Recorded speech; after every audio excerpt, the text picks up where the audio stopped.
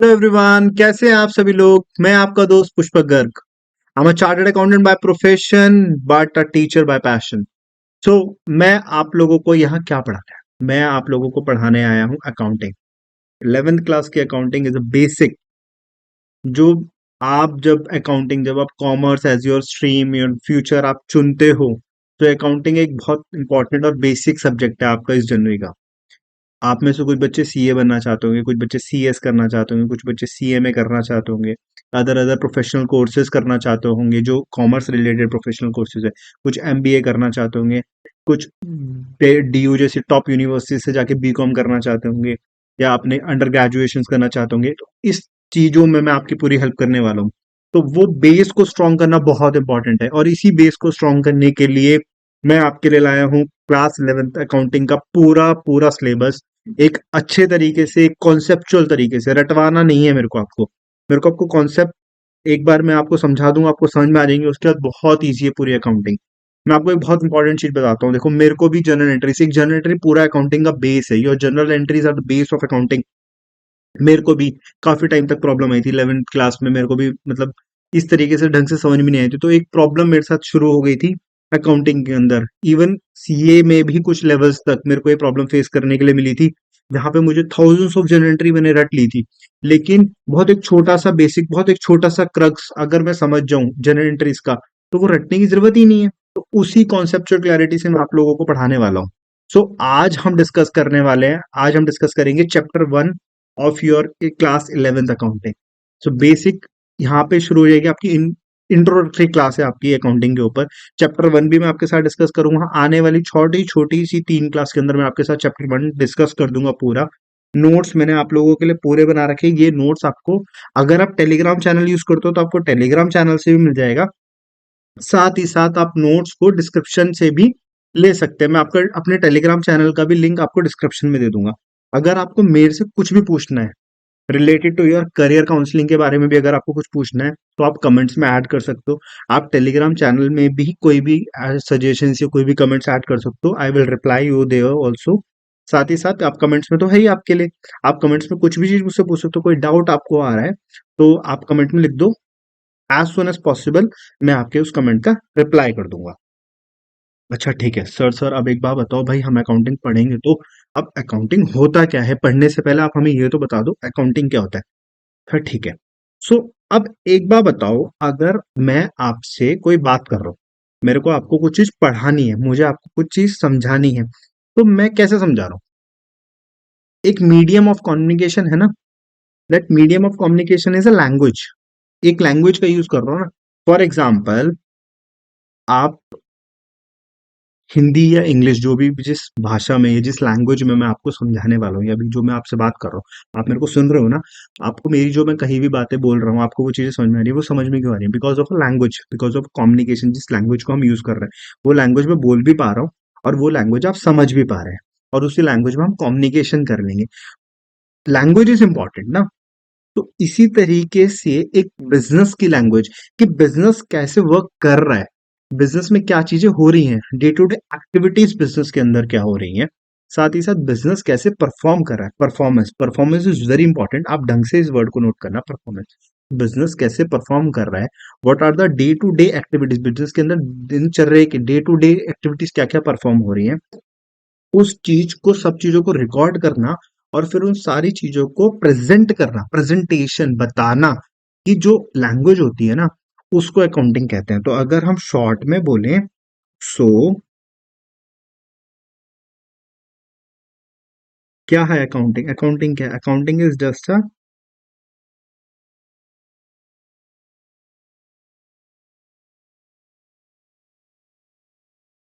Accounting is a language of business. आपके business की language है अकाउंटिंग। ठीक है, ये तो हमने एक नॉर्मल, एक क्या बोलते हैं, लेमन लैंग्वेज में हमने बोल दिया भाई अकाउंटिंग क्या होती है। अकाउंटिंग एक लैंग्वेज होती है। लेकिन देखो यार, मेरे को आपको एग्जाम के लिए भी तो प्रिपेयर करना है, मेरे को आपको समझाने के साथ साथ आपको इतना प्रिपेयर भी करना है कि आप एग्जाम्स में प्रेजेंट कर सको। अच्छा ठीक है, एग्जाम्स किस अकॉर्डिंग पूछने वाला है, एग्जाम में क्या क्या चीजें इंपॉर्टेंट है, किस तरीके से हम पढ़ेंगे, ये आप इंट्रोडक्टरी क्लास मैंने डाली हुई है, आप उससे जाके समझ सकते हैं। ठीक है, इतना क्लियर हो गया। अब ये तो हमने समझ लिया कि एक बिजनेस को समझाने के तरीके, कोई हम बिजनेस कर रहे हैं, उस बिजनेस के अंदर प्रॉफिट कर रहे हैं, लॉस कर रहे हैं, तो प्रॉफिट बहुत इंपॉर्टेंट है। आप अगर कोई भी बिजनेस कर रहे हो, आपके पापा ने, आपके पेरेंट्स ने, आप आपके बड़े भाई ने, या कोई भी आपके बड़े सिस्टर ने, बड़े भाई ने, पेरेंट्स ने कोई बिजनेस स्टार्ट करा, फॉर एग्जांपल आपके पेरेंट्स ने स्टार्ट करा क्लोथिंग का बिजनेस शुरू कर, तो वो क्लोथिंग का बिजनेस करने का मेन ऑब्जेक्टिव क्या है, आप खुद सोचो एक बार कि what is the basic objective, main objective क्या है उस बिजनेस को करने का? प्रॉफिट। तो क्या हम प्रॉफिट कमाना ही तो है ना, कि हम अगर 100 रुपए लगा रहे हैं तो हम उससे 120 रुपए ले। सो कैसे पता चलेगा कि हमने जो 100 रुपए लगाए वो 120 रुपए में आए भी आए या नहीं आए, 20 रुपए का हमें प्रॉफिट हुआ या नहीं हुआ? ऐसा तो नहीं है कि हमने 100 रुपए लगाए और वो 80 रुपए ही हो गए, 20 रुपए का लॉस हो गया। तो ये कैसे पता चलेगा? पता कैसे चलेगा? ये पता चलेगा, एक तरीके से प्रेजेंटेशन करनी पड़ेगी ना, हमें हर चीज कैलकुलेट करनी पड़ेगी कि हमने इतना लगाया, यहाँ यहाँ लगाया, इस पर्टिकुलर एसेट्स में, इस पर्टिकुलर हमने ये सामान खरीदा, फिर उसको इस रेट पे बेचा, फिर उस बेचने से हमें ये वैल्यूज पे हमने बेचा, तो हमें इस तरीके से प्रॉफिट हुआ, इस तरीके से यहाँ पे लॉस हो गया।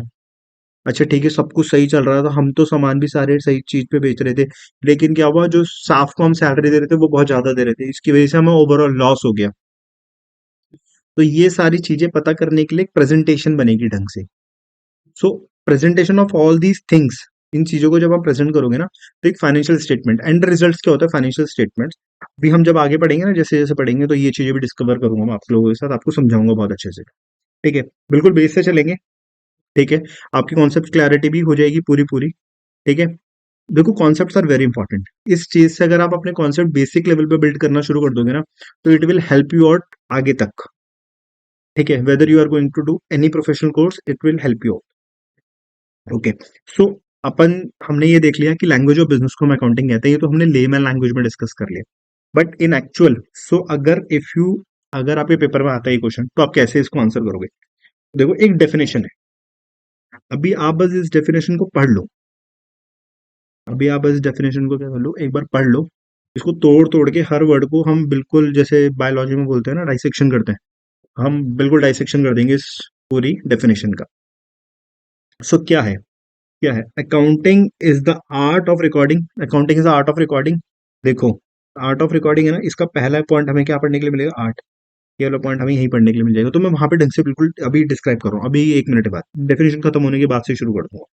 ठीक है, तो accounting is the art of recording, classifying and summarising. देखो यहाँ पे पढ़ने के लिए मिलेगा, क्लासिफाई भी है, समराइजिंग भी है। सिग्निफिकेंट मैटर्स, जो सिग्निफिकेंट मैटर, अब सिग्निफिकेंट मैटर से मतलब क्या है, सिग्निफिकेंट मैटर से मतलब है which is related to your business, ऐसे मैटर्स को हम क्या करेंगे, रिकॉर्ड करेंगे, क्लासिफाई करेंगे, समराइज करेंगे, उस करने के तरीकों को आर्ट, तो हम क्या करते हैं, अकाउंटिंग कहते हैं। And in terms of money, इतना याद रख लो अभी भी, और आगे भी हम पढ़ेंगे इस चीज पे, बिल्कुल एक क्लास से एक करेक्टरिस्टिक भी है कि हर वो चीज जो मनी टर्म्स में डिस्क्राइब कर सकते हैं ना, everything which can be describe in money, केवल वही चीज अकाउंटिंग के पर्पस के लिए इंपॉर्टेंट है, अदरवाइज एवरीथिंग इज इररिलेवेंट। फिर ट्रांजेक्शन एंड इवेंट्स, ये भी हम पढ़ रहे वाले, which are in a part at least of a financial character. अभी डेफिनेशन कहाँ दी है, American institute of certified public account, CPA, एक कोर्स होता है सीपीए अमेरिका, सीपीए यूएस भी बोलते हैं इसको जनरली। जैसे institute of chartered accountants of India है, जैसे जहां से मेरे को मेंबरशिप मिली है being a chartered accountant, it's institute of chartered accountants of India, जो इंडिया में है। ठीक है, इसी तरीके से यूएस के अंदर एक सीपीए एक बॉडी है, जैसे institute of chartered accountants of India है, ऐसे institute of certified public accountants America के अंदर है, तो वो एक तरीके से जैसे इंडियन सीए वो यूएस का सीए हो गया। तो वहां के इंस्टीट्यूट ने डेफिनेशन दी है, डेफिनेशन क्या थी, अकाउंटिंग कहते हैं, accounting is an art of, देखो कीवर्ड्स आर बहुत इंपॉर्टेंट, आप पेपर में जब प्रेजेंट करो, कॉन्सेप्चुअल क्लैरिटी बेसिक है आपका, तो कॉन्सेप्चुअल क्लैरिटी तो होनी ही होनी चाहिए, बट आपको पेपर में प्रेजेंट करने के लिए थोड़ा सा मगअप भी करना पड़ेगा। तो कीवर्ड्स क्या है, it is an accounting is an art of, पहले आप रिकॉर्ड करोगे, क्लासिफाई करोगे, समराइज करोगे सिग्निफिकेंट मैटर्स को, साथ ही साथ हर वो चीज जो मनी टर्म में ट्रांजेक्शन इवेंट है, और आखिर में आपका ऑब्जेक्टिव क्या, इंटरप्रेट करना फाइनेंशियल रिजल्ट्स को, कि एक्चुअल में क्या हुआ, प्रॉफिट हुआ, लॉस हुआ, इस चीज को इंटरप्रिटेशन करना। ठीक है, तो अब करेक्टरिस्टिक्स पढ़ते हैं। करेक्टरिस्टिक्स मैं आपको पॉइंट बाय पॉइंट सारे समझा रहा हूँ, करेक्टरिस्टिक्स आप समझ जाओगे तो ऑटोमेटिकली डेफिनेशन आप समझ जाओगे। ठीक है, तो फटाफट से कैरेक्टरिस्टिक समझते हैं। अगर नहीं समझ में आया तो मुझे बताना, मैं डेफिनेशन भी समझा दूंगा एक बार ढंग से। वैसे तो मुझे ऐसा लगता है, आई बिलीव, कि आपको जैसे मैं कैरेक्टरिस्टिक सारी पढ़ा दूंगा तो आपको ऑटोमेटिकली डेफिनेशन समझ में आ जाएगी। चलो, तो कैरेक्टरिस्टिक के हम पॉइंट नंबर 1 को डिस्कस करते हैं। क्या कहता है पॉइंट नंबर 1? पॉइंट नंबर 1 कहता है accounting is an art as well as science. Art भी है, साइंस भी है। देखो, आर्ट क्या होता है? It is the technique of attaining some predetermined objective. हम ऑलरेडी हमने एक चीज सोच ली है, उस चीज को करने का तरीका। एक चीज सोची है, उस चीज को करने का तरीका। ऑब्जेक्टिव क्या है हमारा यहाँ पे? हमें अपने बिजनेस के बारे में समझना है कि how our business is performing. जिस बिजनेस को हम कर रहे हैं, बीइंग एन ऑनर, हम जिस बिजनेस को परफॉर्म कर रहे हैं वो एक्चुअल में उसके रिजल्ट्स क्या हैं, उसको प्रेजेंटेशन करने का एक ऑब्जेक्टिव है ना हमारा। हमें पता करना है कि हमारा बिजनेस कैसे परफॉर्म कर रहा है। अरे तभी तो हम उस बिजनेस को कंटिन्यू करेंगे। अगर वो एक लॉस मेकिंग बिजनेस है, लॉस कर रहा है बिजनेस, और हमें लगता है कि वो फ्यूचर में भी लॉस करेगा, तो ऐसे बिजनेस को हम क्यों करेंगे? हम तो उसको छोड़ के कुछ और बिजनेस शुरू कर देंगे ना। अगर हमने कोई क्लोथिंग का बिजनेस शुरू करा है, आप ही बताओ मुझे, अगर आपने कोई क्लोथिंग का बिजनेस करा है, आपने उसमें 10,000 रुपीज लगा दी अपनी पॉकेट मनी, क्लोथिंग का बिजनेस करा, लेकिन आपको दिख रहा है अरे यार इस क्लोथिंग के बिजनेस में तो हम प्रॉफिट ही नहीं कर पा रहे, और लगता ही नहीं कि मेरा आगे भी इतना ज्यादा कंपटीशन है, इतना ज्यादा इसमें इन्वेस्टमेंट, इतना ज्यादा पैसा लगाना पड़ेगा, मेरे पास तो 10,000 रुपए ही है। तो क्या आप उस बिजनेस को आगे कंटिन्यू करोगे? आप नहीं करोगे। आप किसी और बिजनेस में, आप फूडिंग के बिजनेस में कर रहोगे क्लोथिंग के बिजनेस की जगह। तो ये पता करना, कैसे पता चलेगा कि भाई मैं इसमें प्रॉफिटेबल हूं भी या नहीं हूं? वो कैसे पता चलेगा? वो पता चलेगा एक प्रेजेंटेशन के थ्रू, एक एनालिसिस के थ्रू, इंटरप्रिटेशन के थ्रू। तो आपका ऑब्जेक्टिव क्लियर है ना? मुझे ये पता करना है कि how my business is performing, मेरा बिजनेस काम कैसे कर रहा है, क्या ढंग से काम कर रहा है, नहीं कर रहा है। तो उस चीज तक, उस ऑब्जेक्टिव तक पहुंचने की टेक्निक को अकाउंटिंग कहते हैं। ठीक है, so accounting is an art, accounting is an art of recording, classifying and summarising. अब देखो, इन वर्ड्स को मैं अभी क्लियर करूंगा। बिजनेस ट्रांजेक्शन ये भी है, with a view to ascertain the net profit and financial position of a business enterprise. हम क्या करेंगे? एक स्टेप, एक प्रोसेस है पूरा। जैसे क्लास 11th में आप हो, तो क्लास 11 तक पहुंचने के लिए एक प्रोसेस है ना, आपको क्लास 1 to 10 तक पहुंचना पड़ेगा, आपको हर उसका एग्जाम पास करना पड़ेगा, तब आप जाके यहाँ पहुंच जाओ। सो एक प्रोसेस है। अकाउंटिंग इज रिकॉर्डिंग, आप रिकॉर्ड करोगे, समराइज करोगे, क्लासिफाई करोगे सारे बिजनेस ट्रांजेक्शंस को। क्यों कर रहे हो लेकिन आप ये तो बताओ, ये सब करने का, आपको ये सब करने की जरूरत क्यों है? क्यों करना है आपको ये सारे स्टेप्स फॉलो? आपको ये स्टेप्स फॉलो करके पहुंचना गया, आपको पता करना है कि क्या मैं एक्चुअल में नेट में प्रॉफिट कमा रहा हूं या नहीं कमा रहा हूं, मेरी फाइनेंशियल पोजीशन क्या है, क्या पिछले साल अगर मैं लॉस कर रहा था तो क्या इस साल मैं प्रॉफिटेबल हुआ या नहीं हुआ। तो क्या कहता है? With a view to ascertain the net profit and financial position of the business, कि मैं उस बिजनेस में मैंने प्रॉफिट कमाया नहीं कमाया, मेरी फाइनेंशियल पोजीशन क्या है, क्या बेटर हुई है पिछले साल से या वर्स्ट हुई है। अगर वर्स्ट हुई है तो मैं इस बिजनेस को बंद कर दूंगा, या मैं और ऑल्टरनेटिव देखूंगा जिसमें मैं प्रॉफिट कर सकता हूँ। क्लियर है? अब हाउ, ये तो हमने कर लिया कि इट इज नॉट,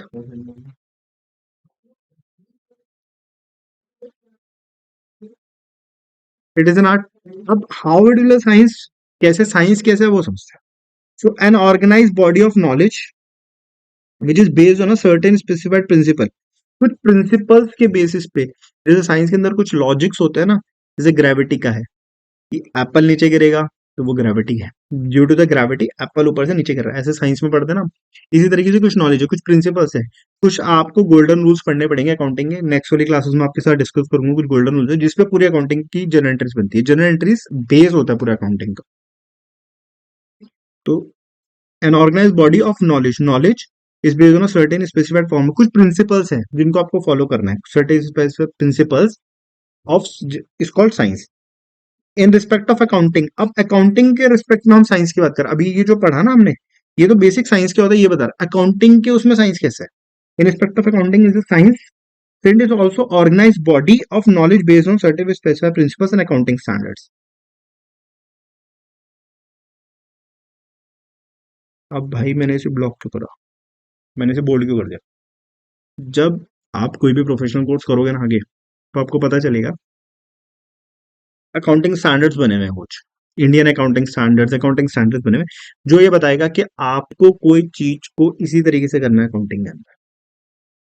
ठीक है, ये भी डिस्कस करते हैं आगे।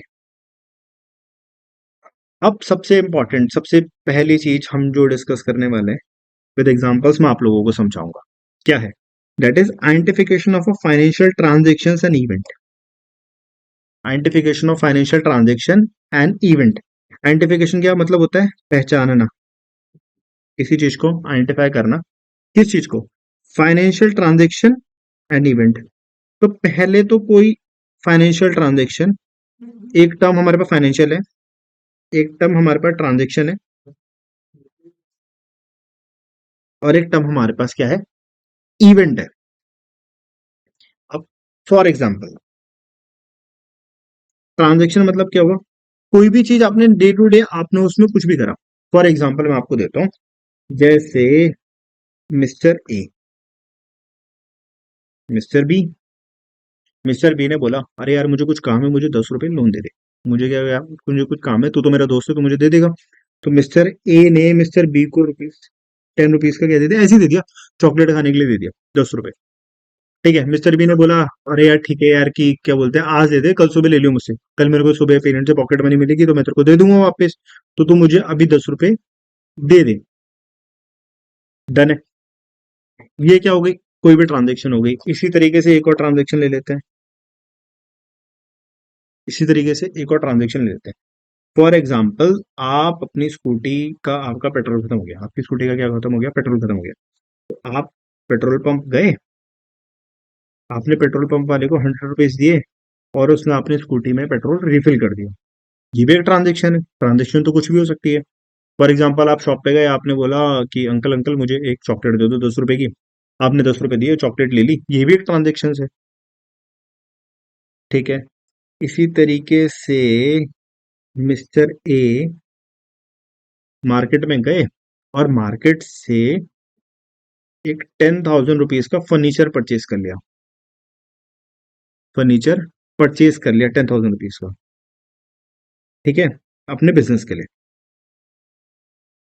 ₹10,000 दिए फर्नीचर वाले को, और उसे फर्नीचर परचेज कर लिया। ये भी बिजनेस है। ठीक है, साथ अब देखो मैंने आपको कितनी सारी ट्रांजेक्शन बता दी, अगर हम ढंग से देखें तो this is transaction number 1, this is transaction number 2, this is transaction number 3। मैंने आपको 3 ट्रांजेक्शन्स बता दी। क्या बता दी? एक में क्या हुआ, दो दोस्त हैं ए एंड बी। बी ने बोला यार मेरे पास आज पैसे खत्म हो गए, मुझे कुछ खाना है, तो मुझे 10 रुपए दे दे, कल सुबह मेरे को पॉकेट मनी मिलेगी तो मैं तेरे को वापस कर दूंगा। एक ट्रांजेक्शन हमने क्या डिस्कस करी? एक ट्रांजेक्शन हमने डिस्कस करी कि यार मेरी स्कूटी में पेट्रोल खत्म हो गया, तो मैं पेट्रोल पंप पे गया, उसको 100 रुपए दिए, उसको बोला मेरा पेट्रोल रिफिल कर दो। एक ट्रांजेक्शन क्या हुई? मिस्टर ए ने बाजार में गए, उनको कोई बिजनेस शुरू करना था, तो बेसिक ऑफिस का फर्नीचर लेना था, जहां पे वो बैठ सके, जहां पे काम कर सके। तो बाजार में गए, 10 रुपए का फर्नीचर, 10,000 रुपए का फर्नीचर उन्होंने खरीद के बिजनेस में लगा दिया। ये सारी क्या है? ये ट्रांजेक्शन है। ये सारी क्या है? ये सारी है ट्रांजेक्शन्स। अच्छा, आप अब सोचो कि आपकी अकाउंटिंग के लिए क्या इंपॉर्टेंट है। आप खुद से सोचो, कमेंट में बताओ कि कौन सी ट्रांजेक्शन आपके लिए सबसे ज्यादा इंपॉर्टेंट है, अगर आप अकाउंटिंग के तरीके से देख रहे हो। तो मैंने आपको ट्रांजेक्शन तो बता दी, कौन सी ट्रांजेक्शन आपके अकाउंटिंग के लिए इंपॉर्टेंट है। अगर मिस्टर ए के बिजनेस की आप अकाउंटिंग कर रहे हो ना, अगर आप मिस्टर ए के बिजनेस की अकाउंटिंग कर रहे हो, तो ये ट्रांजेक्शन आपके लिए इंपॉर्टेंट है। ये सारी तो पर्सनल नेचर की है। ए ने बी को दिया, बी सुबह वापस से देखो कि बिजनेस थोड़ी कर रहे हैं, वो तो दोस्ती में पैसे दे रहे हैं। फिर स्कूटी तो मैं, मेरे को चलानी है स्कूटी, मेरे को अपने लिए स्कूटी चलानी, घूमने के लिए चलानी है। मैं पेट्रोल पंप पे गया, 100 रुपए का पेट्रोल डाला और फिर घूमने चला गया। ये कोई बिजनेस ट्रांजेक्शन थोड़ी है। तो बिजनेस रिलेटेड ट्रांजेक्शन है ना, वो सारी ट्रांजेक्शन फाइनेंशियल ट्रांजेक्शन्स माने जाएंगे। अकाउंटिंग पर्पस के लिए एक बेसिक चीज क्या है? बिजनेस ट्रांजेक्शन होना, फाइनेंशियल ट्रांजेक्शन को आइडेंटिफाई करना है। आपको इन सारी ट्रांजेक्शन्स में, ये जो ट्रांजेक्शन्स थी ना, ये वाली हो गई, ये वाली हो गई, ये वाली हो गई, इन सारी ट्रांजेक्शन्स में से आपको आइडेंटिफिकेशन करना पड़ेगा। आपको क्या करना पड़ेगा? आइडेंटिफाई करना पड़ेगा कि कौन सी ट्रांजेक्शन मेरे लिए एक्चुअल में इंपॉर्टेंट है, कौन सी ट्रांजेक्शन मेरे लिए इंपॉर्टेंट है, किस पर्पस से? अकाउंटिंग के पर्पस से, ये जानने के लिए कि मैंने अपने बिजनेस में कितना पैसा लगाया, या मेरे को बिजनेस से कितना प्रॉफिट हुआ, ये जानने के लिए कि बिजनेस से रिलेटेड ट्रांजेक्शन रिकॉर्ड करनी पड़ेगी ना, तभी तो आप एंड में पहुंचोगे कि प्रॉफिट हुआ है नहीं हुआ। तो सबसे पहले most important thing is your identify करना कि कोई चीज फाइनेंशियल ट्रांजेक्शन है या नहीं है। अगर हो गई तो क्या करेंगे वो भी हम आगे।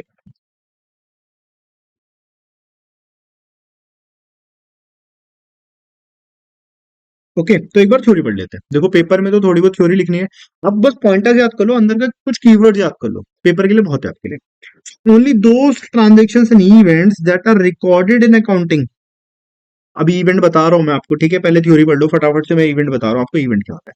सो only those transactions and events that are recorded in accounting which are of financial character, जो फाइनेंशियल नेचर में, जिसका फाइनेंशियल इंस्टेंट है जिसका, ठीक है, वो सारे ट्रांजेक्शन्स और इवेंट्स आपकी रिकॉर्ड होंगे अकाउंटिंग में, record in accounting. There are so much और सो मेनी ट्रांजेक्शन, बहुत सारी ट्रांजेक्शन होती है in the business which are very important for business, but which can not be measured and express in terms of money. देखो एक, अब इसने क्या बोला भाई, and hence such transaction will not be recorded. ये क्या कहता है यहाँ पे, ये क्या कह रहा है, ये कह रहा है कि एक बिजनेस के अंदर बहुत सारी ट्रांजेक्शन, खूब सारी ट्रांजेक्शन होती है, डे टू डे बेसिस पे बिजनेस के अंदर बहुत सारी ट्रांजेक्शन होती हैं, लेकिन वो ट्रांजेक्शन हम इस वजह से रिकॉर्ड नहीं कर पाते, कुछ transaction, hence such transaction will not be recorded, नहीं रिकॉर्ड कर पाते। क्यों नहीं कर पाते, हम इसलिए नहीं कर पाते, क्यों, क्योंकि वो मेजर नहीं कर पाते, हम एक्सप्रेस नहीं कर पाते इन टर्म्स ऑफ मनी। तो डायरेक्टली हम पॉइंट नंबर 3 ही डिस्कस करने वाले हैं। हम डायरेक्टली पॉइंट नंबर 3 ही डिस्कस करने वाले हैं। क्या कहना चाहता है पॉइंट नंबर 3, क्या पढ़ेंगे हम पॉइंट नंबर 3 में। पॉइंट नंबर 3 में हम ये पढ़ेंगे कि अगर कोई ट्रांजेक्शन आप किसी ट्रांजेक्शन को टर्म्स ऑफ मनी में रिकॉर्ड, आप किसी ट्रांजेक्शन की वैल्यू नहीं बता सकते कि इतने रुपए की है, इतने रुपए की है, आप उस चीज को रिकॉर्ड नहीं करो। आप उस फाइनेंशियल ट्रांजेक्शन, आप भले ही वो फाइनेंशियल ट्रांजेक्शन है, लेकिन आप उसे रिकॉर्ड नहीं करोगे। फॉर एग्जाम्पल,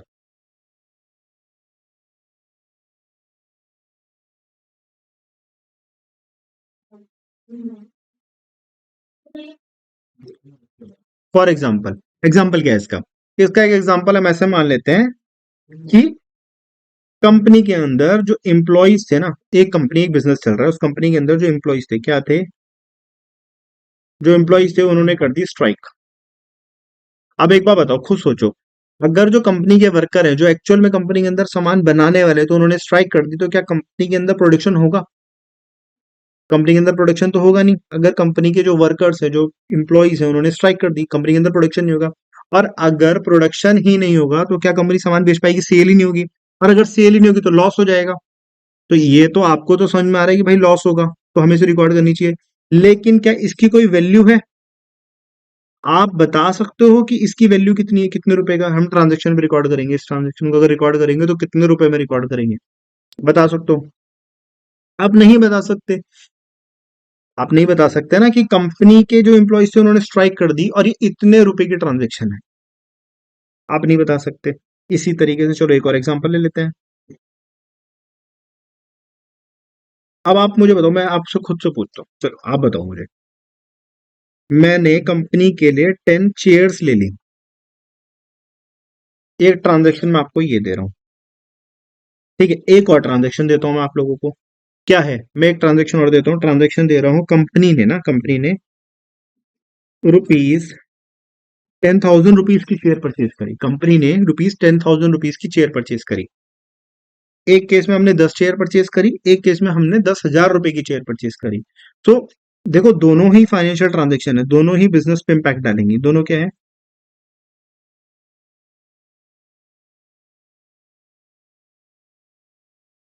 दोनों ही आपकी क्या है, दोनों ही फाइनेंशियल ट्रांजेक्शन है, ये भी फाइनेंशियल ट्रांजेक्शन है, ये भी फाइनेंशियल ट्रांजेक्शन है।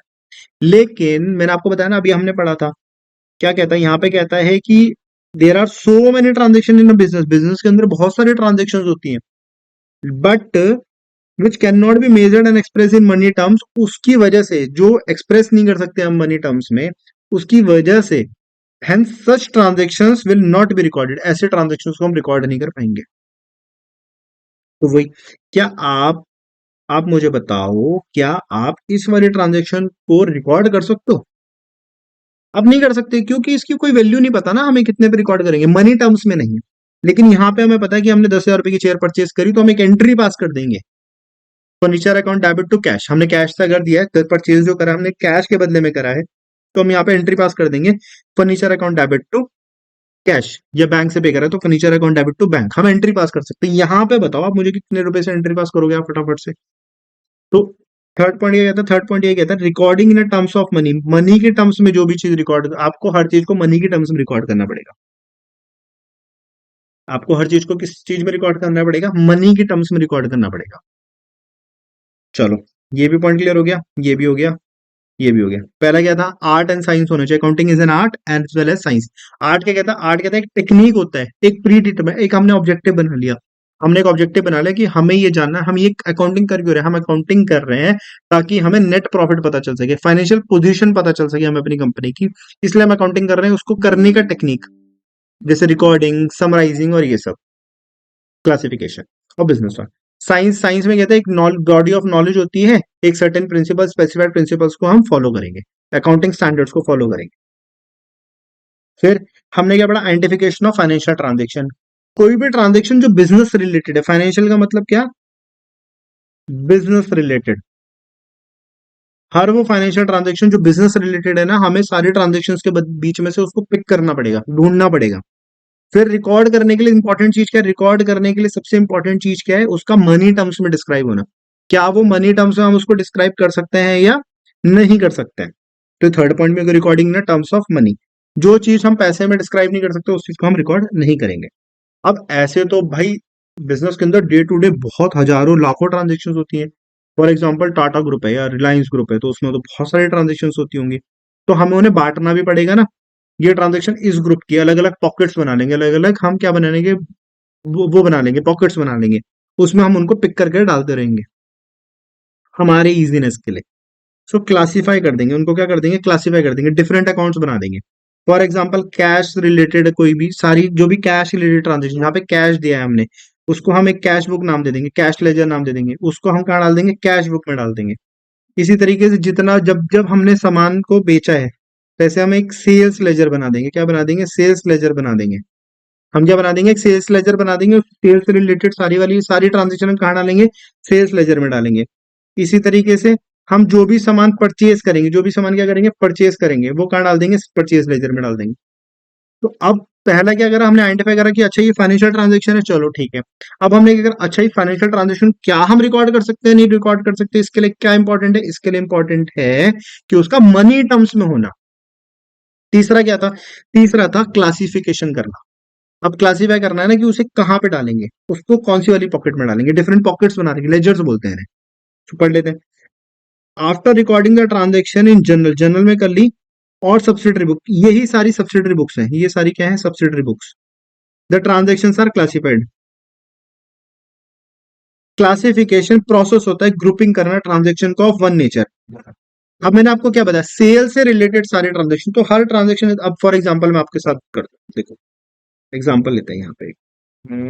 हाँ, एक एग्जांपल लेते हैं, एक दो तीन चार पांच, हमने खूब सारी ट्रांजेक्शन करी, क्या करी, हमने करा सेल टू मोहन रुपीज 10,000, हमने मोहन को 10,000 रुपए की सेल करी। Sale to mister A rupees 5,000, हमने मिस्टर ए को 5,000 की सेल करी। पे रेंट रुपीज 1,000 रुपीज, हमने 1,000 रुपए का जिस जगह पे हम बिजनेस कर रहे हैं उसका रेंट पे कर दिया। Sale to mister C rupees 2,000,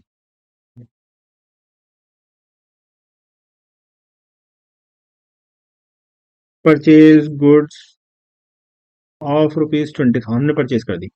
अब आप मुझे बताओ कि इसमें सेल्स लेजर से जाने वाली ट्रांजेक्शन कौन सी ऐसी ट्रांजेक्शन है जिसको हम सेल्स लेजर में डालेंगे, सोचो। कौन सी ऐसी ट्रांजेक्शन जिनको हम सेल्स लेजर में डालेंगे, देखो ये वाली सेल्स से रिलेटेड है,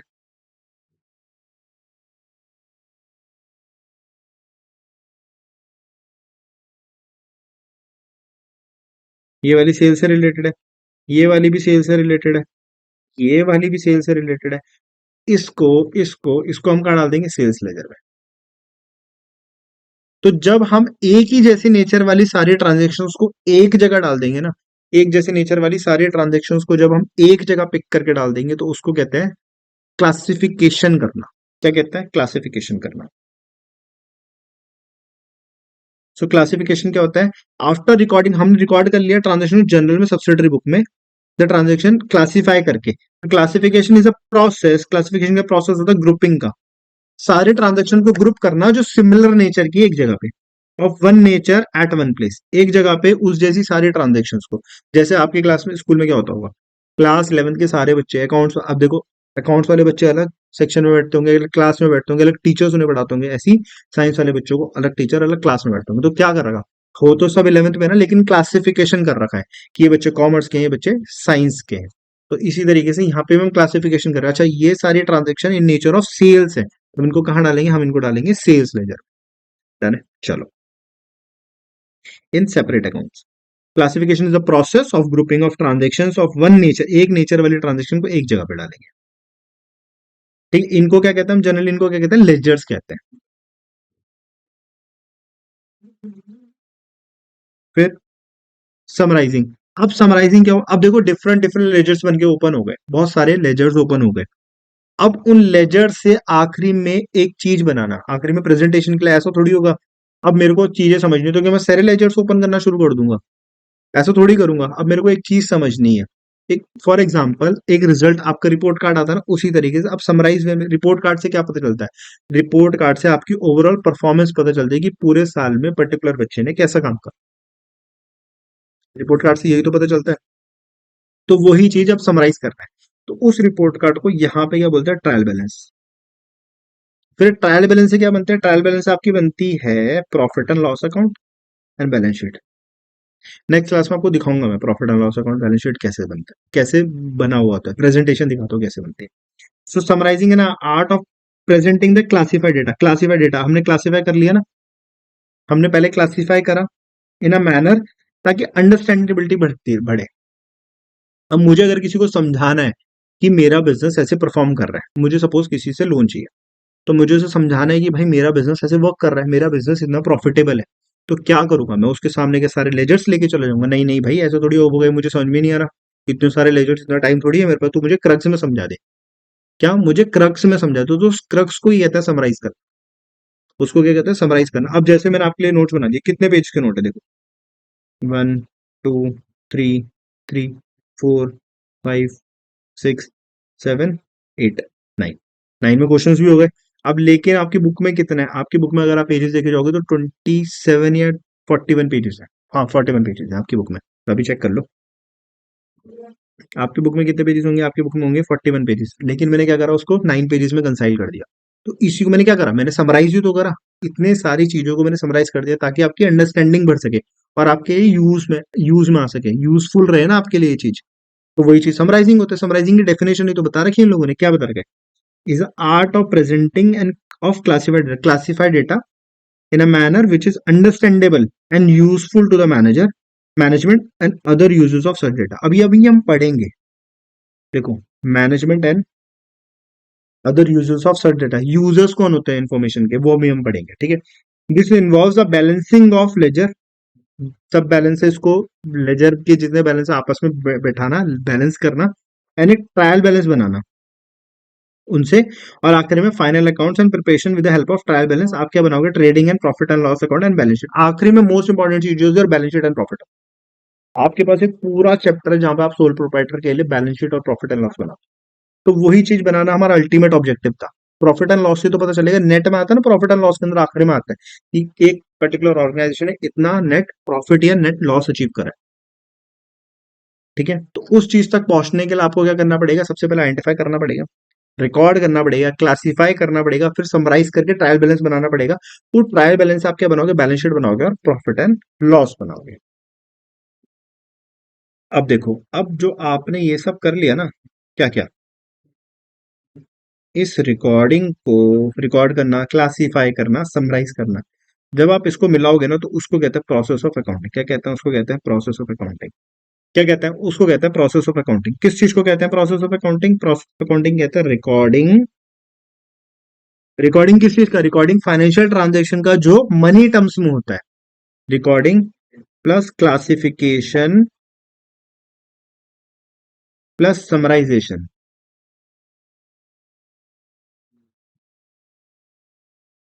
रिकॉर्डिंग, क्लासिफिकेशन एंड समराइजेशन के प्रोसेस को जब मिला देंगे ना, हम पूरा प्रोसेस अचीव कर लेंगे। उसको कहता है हम अकाउंटिंग प्रोसेस करना। देखो सबसे पहले हमने क्या करा था, आइडेंटिफिकेशन करा था, ट्रायल। हमने क्या करा था, फाइनेंशियल ट्रांजेक्शन एंड इवेंट का आइडेंटिफिकेशन करा था। हमने रिकॉर्डिंग करा था, रिकॉर्डिंग किसमें, जनरल में करा था। फिर सारी ट्रांजेक्शन को क्या कहते हैं, जनरल एंट्रीज कहते हैं ना, हर ट्रांजेक्शन की जनरल एंट्री होती है।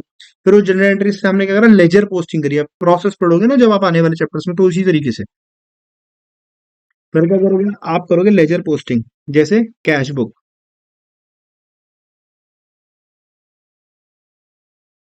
जैसे क्या, कैश बुक, बैंक बुक,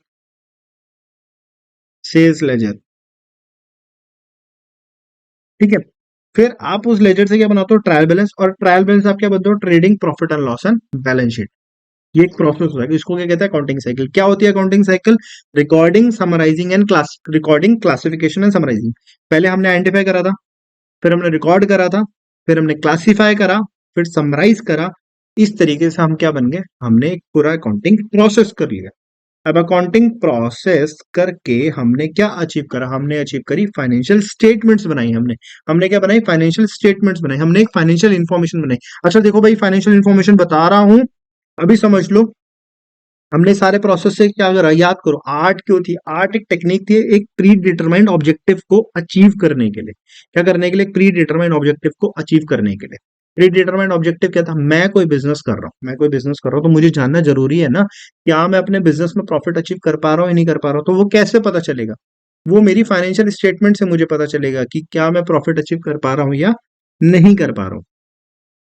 ठीक है, चलो। सो अब मैंने फाइनेंशियल स्टेटमेंट्स बना ली, अब उसको इंटरप्रेट भी तो करना पड़ेगा, पढ़ना भी तो पड़ेगा कि मैंने एक्चुअल में बिजनेस में पाया क्या, मैंने प्रॉफिट करा या नहीं करा, लॉस तो नहीं कर दिया।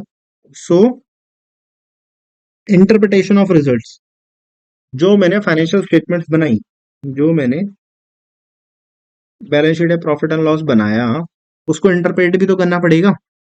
Interpretation of results in accounting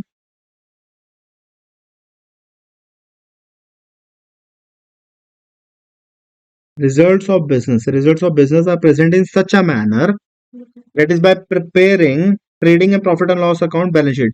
देखो, इंटरप्रिटेशन ऑफ रिजल्ट्स का मतलब क्या होता है, profit and loss account, trading account and balance sheet. अब इसको हमें इंटरप्रेट करना है ताकि हम क्या अचीव कर सकें, हम रिजल्ट्स ऑफ बिजनेस पता कर सकें।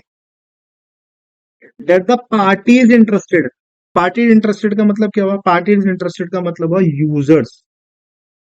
देखो पूरा ना एक टॉपिक है यहाँ पे, अभी ना जब हम आगे आगे पढ़ेंगे तो हमें पूरा यूजर्स और अकाउंटिंग इन्फॉर्मेशन, ये सारी होती है पार्टीज। कुछ एक्सटर्नल पार्टी होती है, कुछ इंटरनल पार्टीज होती है।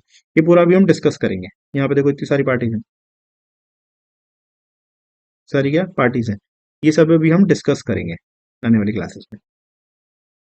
सो जो भी इंटरेस्टेड पार्टीज होंगी ना, उसको जिसको बिजनेस से मतलब होगा, जिसको बिजनेस से कुछ ना कुछ प्रॉफिट होगा, उन सबको रिजल्ट्स इंटरप्रेट करके हमें बताना है कि भाई उनका स्टेक है ना, तो उनको बताना है कि कंपनी ने कैसा परफॉर्म करा है। अब इंटरेस्टेड पार्टी के कुछ नाम बता दिए उन्होंने। इन interested parties in business such as proprietor, proprietor जिसका बिजनेस है, ओनर जो है, मैनेजर। अब एम्प्लॉयज को भी तो उसी बेसिस पे बोनस वोनस मिलेगा। बैंक, जैसे बैंक ने अगर लोन दे रखा है या बैंक से हमें लोन चाहिए, तो उसे बताना पड़ेगा कि बिजनेस कैसे परफॉर्म कर रहा है। Creditors, employees, etc.